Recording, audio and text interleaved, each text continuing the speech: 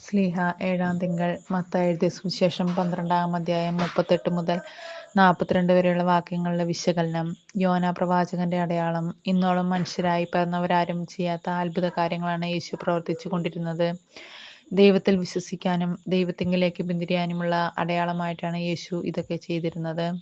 എന്നാൽ പിശാചുക്കളുടെ തലവനായ ബെയെത്സബൂലിനെ കൊണ്ടാണ് അവൻ ഇത് ചെയ്യുന്നതെന്ന് വിശ്വസിക്കാനാണ് ഫരിസേയർക്ക് ഇഷ്ടമായിരുന്നത്. അതിനാൽ പലപ്പോഴും വാക്കിൽ കുടുക്കാൻ അവർ പരിശ്രമിച്ചിരുന്നു. ഇന്ന് മറ്റൊരു പൊയ്മുഖമണിഞ്ഞ് വീണ്ടും ഗുരു എന്ന സംബോധനയോടെ ഒരു അടയാളം കാണിക്കണമെന്ന് അവർ ആവശ്യപ്പെടുന്നു.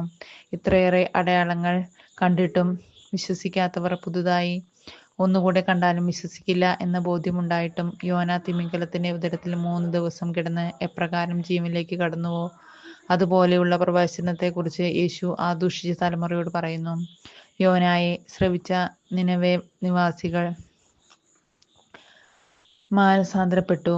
സോളമന്റെ വിജ്ഞാനം ദൈവത്തിൽ നിന്നാണെന്നറിഞ്ഞ ദക്ഷിണദേശത്തെ ശേബാ രാജ്ഞി ദൂരങ്ങൾ താണ്ടി അവനെ തേടി വന്നു. പക്ഷേ ദൈവം തന്നെയായ തന്റെ ഉപദേശങ്ങളും പ്രബോധനങ്ങളും തിരസ്കരിക്കുന്ന ജനതയെ വിധി ദിവസത്തിൽ അവർ തന്നെ കുറ്റം വിധിക്കും.